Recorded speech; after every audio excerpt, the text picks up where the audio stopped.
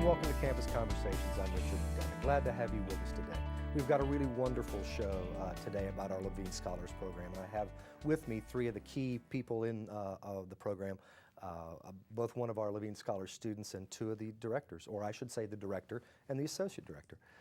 Diane Zablotsky, who's the director of our Levine Scholars Program, Kelley Shealy, who is the associate director, exactly, right, and Sam McClenney, who is, from Raleigh, yes, and one of our first Levine Scholars here on campus, one of the first class. So we've got so much fun stuff to talk about. This is a wonderful and exciting new thing for UNC Charlotte. So there's a lot to cover, but let's move right into it. The program, if you've lived in Charlotte any length of time, you're probably aware of Sandra and Leon Levine. They are a large, influential force in this community for good, very philanthropic individuals in so many ways. We could spend a whole separate program just talking about that.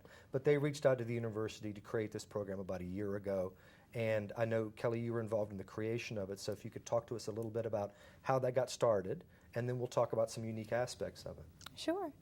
Well, Mr. and Mrs. Levine wanted to get involved with UNC Charlotte and develop a scholarship program for the university, and so they reached out to us and last year, and we worked with several different people on campus with development to kind of pull a program together and develop all the features to the program, and then started working really quickly on the recruitment aspects of it, because you recruit a class a year in advance. So we started on that, advertised it for 3 months, and within those 3 months we had over 1,000 nominations in the first year. Over 1,000 nominations? Yes. Wow. Wow, very exciting. You are a special guy. You're one of 15 out of 1,000. That's great. Okay. Well, and what does this program look like? I mean, scholarship programs are more than financial support. Of course, there's a financial component too. But talk to us a little bit about what this program actually looks like for the students that are involved in it, Diane. Well, I think it's an exciting program because it obviously stresses academic success and a desire to do well academically and a historic record of doing well academically. But there are other parts of the student or portions of the student that we want to develop, because we're really interested in having students develop as leaders. Ethical leadership is very important, and civic engagement is really important. And so this is a group of students who we anticipate are not only going to develop as individuals and as a group, but we're looking forward to the ways they can contribute to the campus community, to the Charlotte region, and beyond that as they move through their 4 years.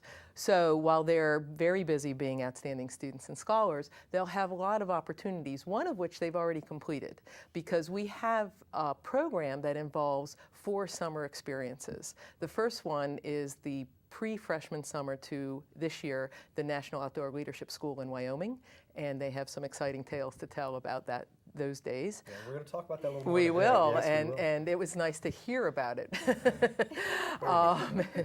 And so that was an important launching for this group of students. But then for every other summer, they'll also have the experience of working with some civic engagement, hopefully in a nonprofit sector, moving their 3rd summer to another career-related internship experience, and culminating, we anticipate, with an international experience. So we're looking to students developing their perspective, developing and maturing as students, and really going on a path that when they leave UNC Charlotte, will be in a position to really make their mark.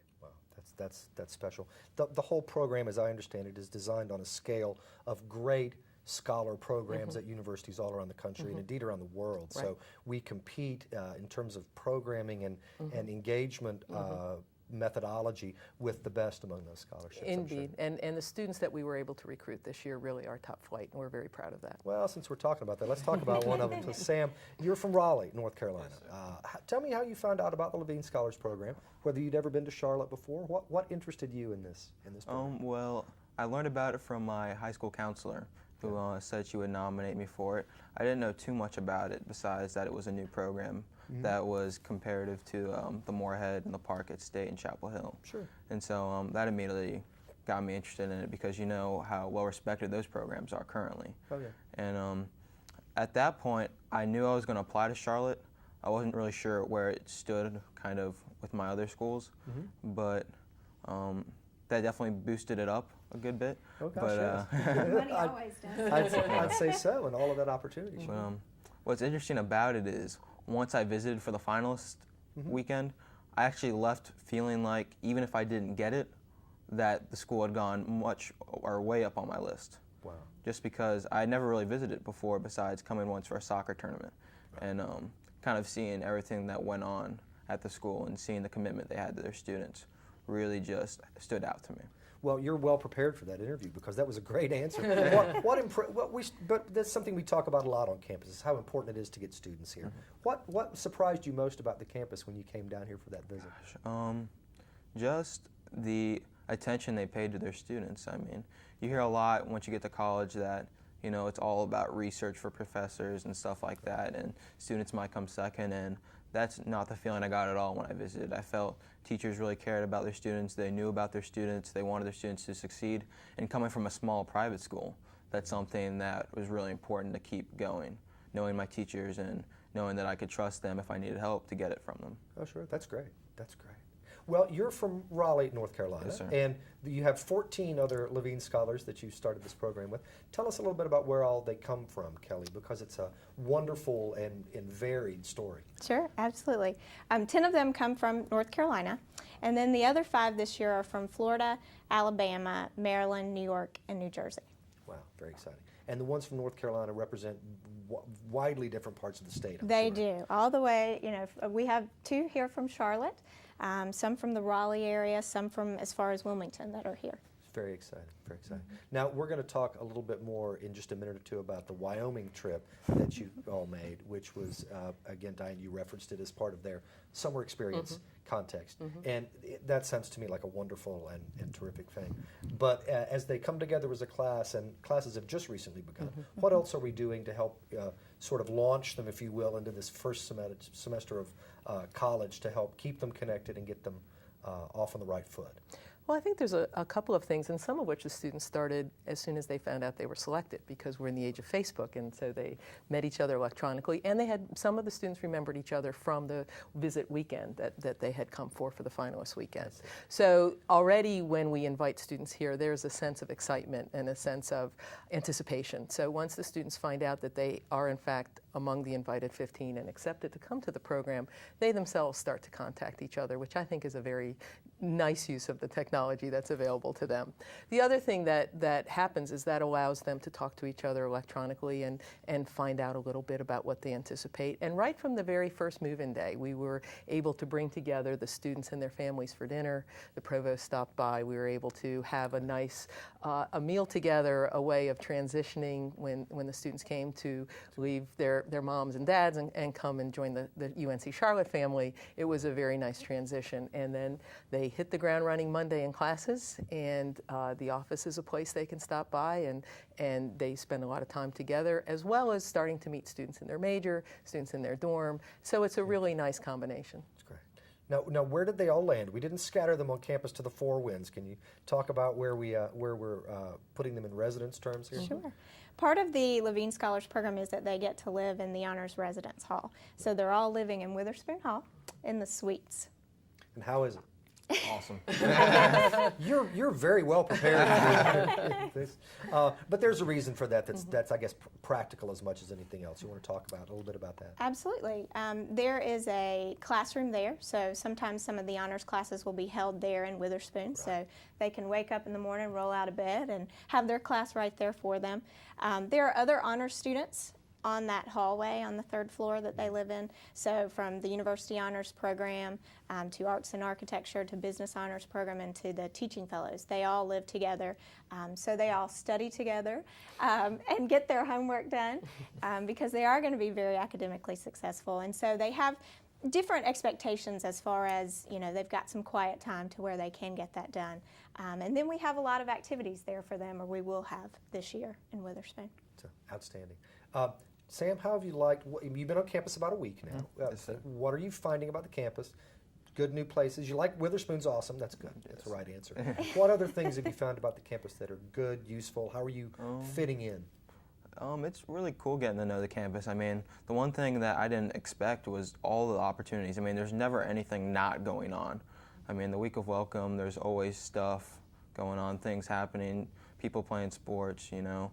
There's no reason to be bored on campus, I think, is the main thing. There's always something to do, and that's what's really cool about it. That's great. Now, coming from a small private school, Right.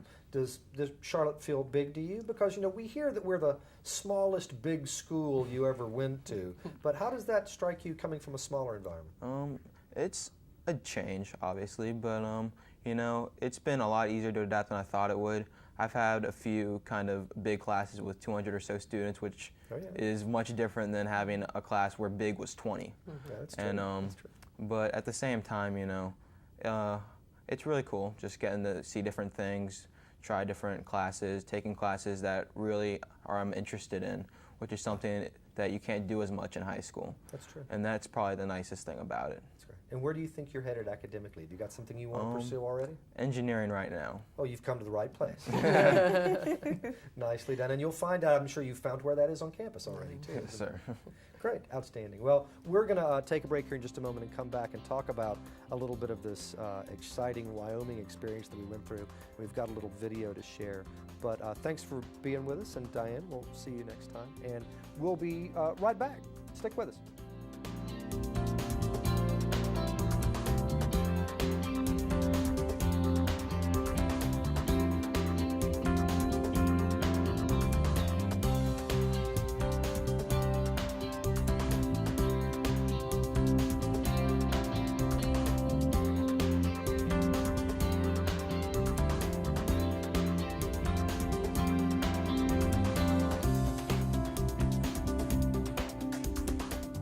Welcome back to Campus Conversations. I'm Richard McDevitt. Thanks for being here.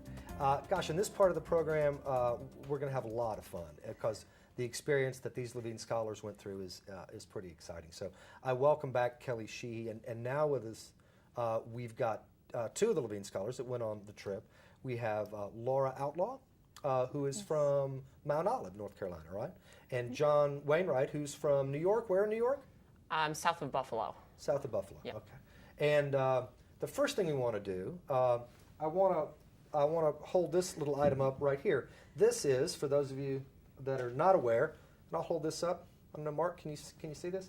This is a little HD flip camera, and maybe a month or two before this trip took place, Kelley and I met, and I said, we'd like to send a few of these with you to Wyoming if they're not too big, and Kelley promised us she'd take them out there. She put them in the hands of the students, and we got some really wonderful footage. We've got a short little piece we'd like to take a look at right now, so can we go to that?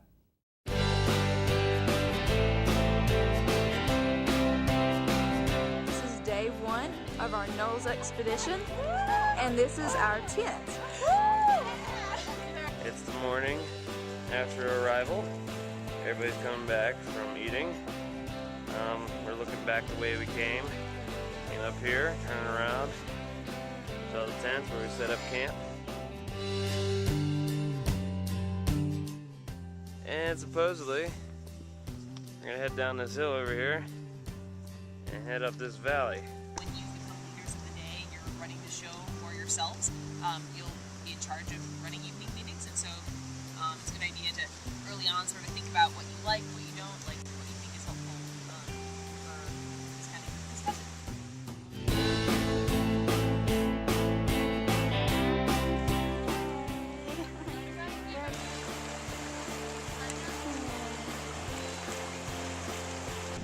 But on a scale of 0 to 10, I'm probably a 5 in terms of being a fly fisherman.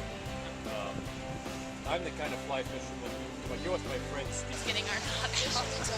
Fisherman John is getting our knot out.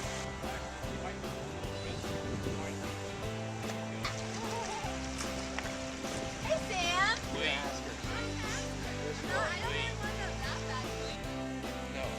Smile, Sam.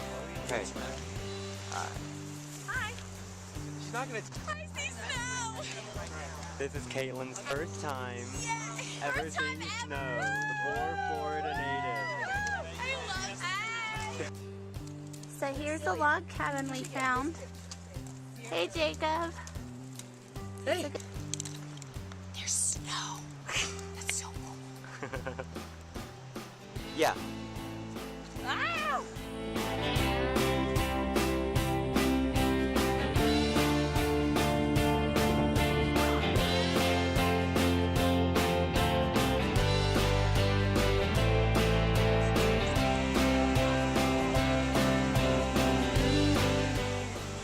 is going to be the last kind of waterfall, kind of flow we have going. And we're going up there with the snow. The people, there's Sam, Celia.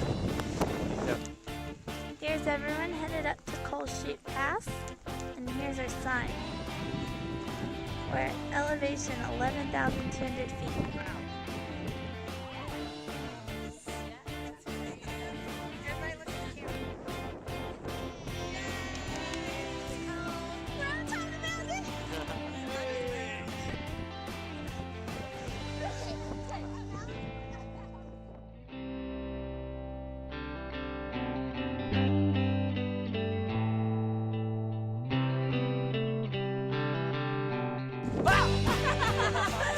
Hey everybody, it's August 2nd, 11:53.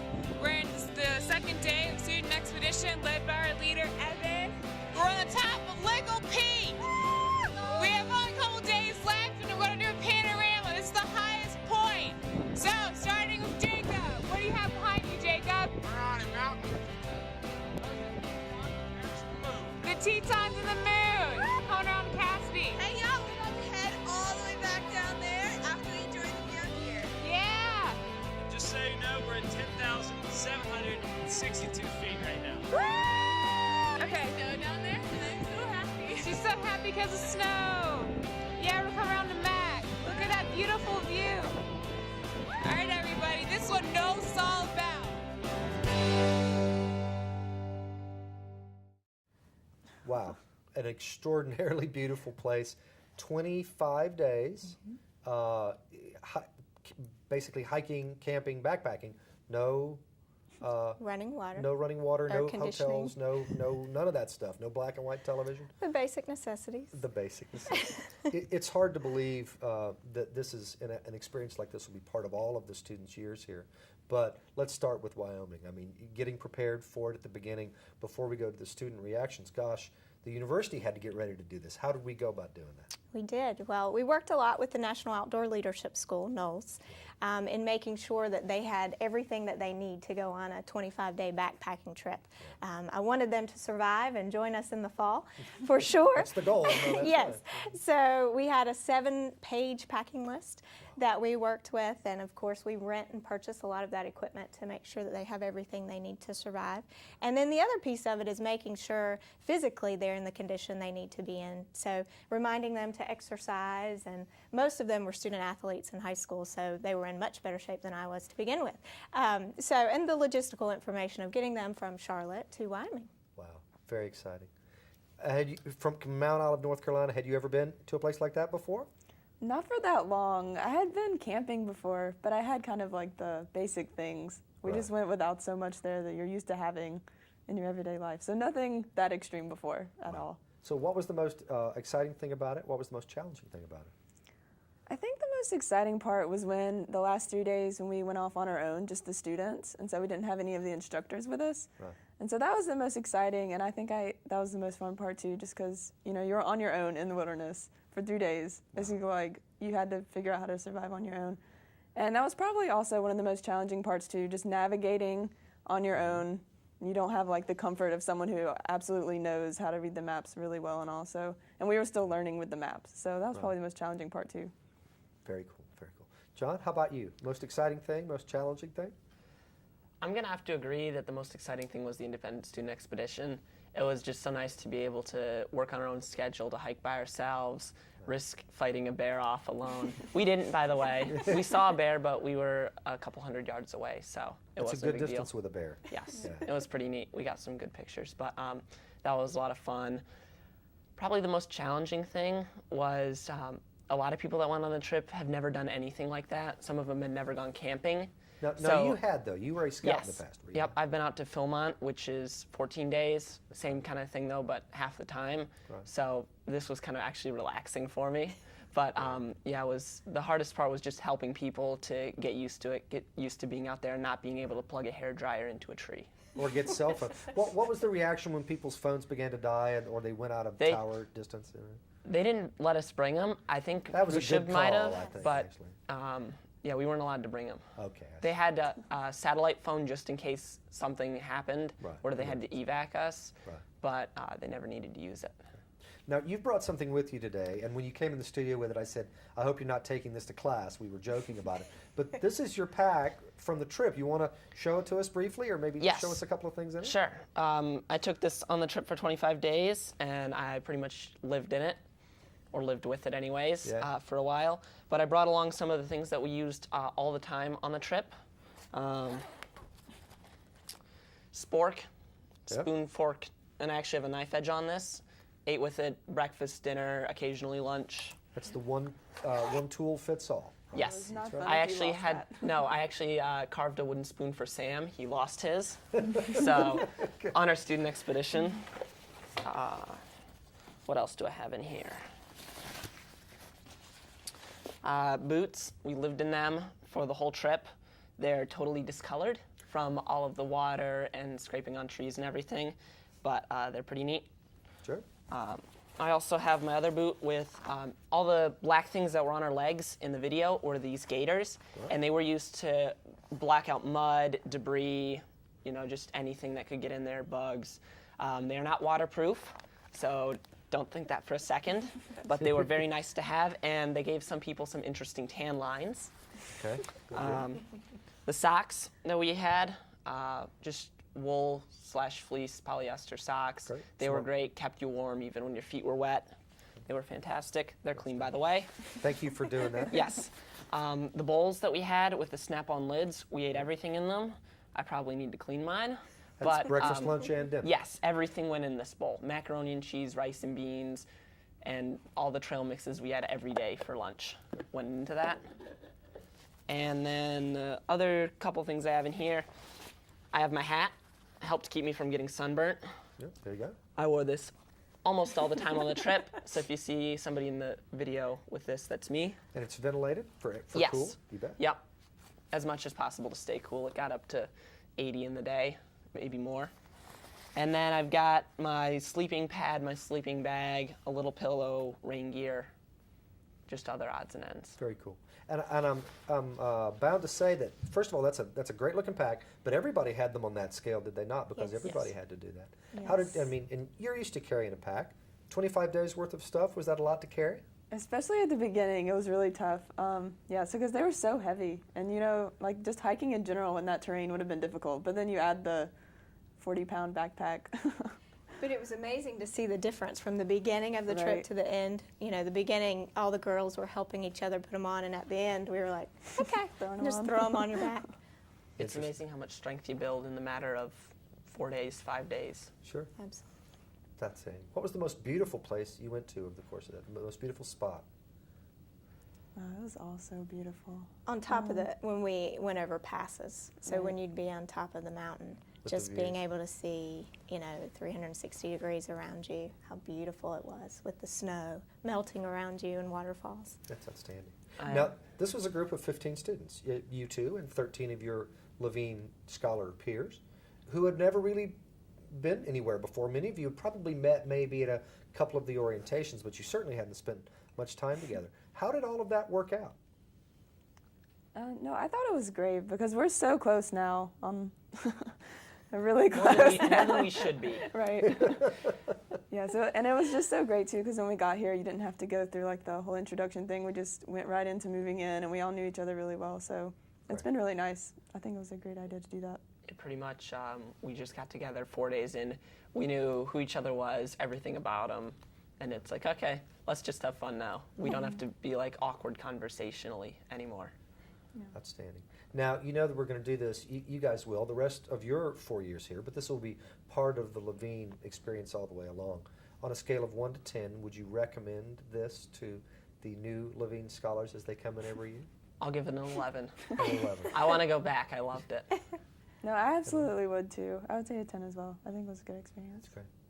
From a university standpoint, did it work the way we thought it would? Did it deliver the experience that we were hoping they'd have? Do you think it prepared them for where they're going to go on this journey? Absolutely. It did, it exceeded my expectations as far as them get the cohesiveness of the group, their leadership skills and teamwork, and wilderness ethics that they learned, as well as the technical skills. And I think it prepared them to leave home.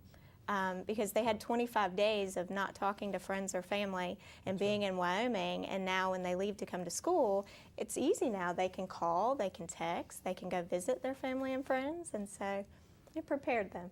They're back in the modern world. Right? They are back into civilization. Interesting. From a student's perspective, what was the funniest thing that our university person did for you while you were on this trip?